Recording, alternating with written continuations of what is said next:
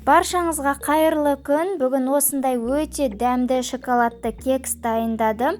Құрамы өте қарапайым және оп-оңай жасалады.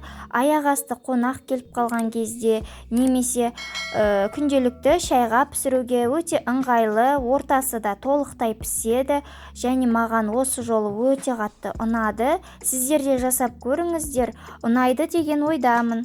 Қажетті ингредиенттерді әдеттегідей описанияға қалдырамын. Алдымен жұмыртқаға қантты салып араластырып аламыз. Одан кейін біздің сүтіміз бөлме температурасында болуы қажет, немесе жылытып алыңыздар. Ерітілген сары майды және сүтті құйып араластырып аламыз.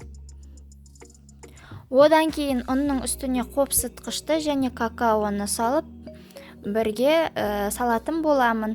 Шетінен салып араластырып массасын дайындап аламыз. Мен үйде болғасын орех қосатын боламын құрамына. Негізі ол маңызды емес, немесе өзіңіздің фантазияңызға байланысты мейізді, өрікті кесіп, тағы басқа заттарды салуыңызға болады. Орех негізі өте қатты үйлесім табады. Осындай масса шығады. Енді формочканы майлап жіберіп, қызып тұрған духовкамызға 180 градуста 30 минутта пісіріп алатын боламыз. Кексіміз піскенше дейін су моншасында шоколад пен майды ерітіп аламыз. Және осылай үстіне құйсаңыздар болады. Өте дәмді, ерекше болып шығады.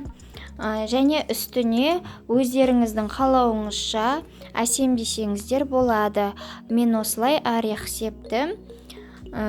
Сіздер фрукты қойып, немесе тағы басқа нәрселерді жасасаңыз болады. Ақ шоколадты ертіп өрнек салуыңызға болады.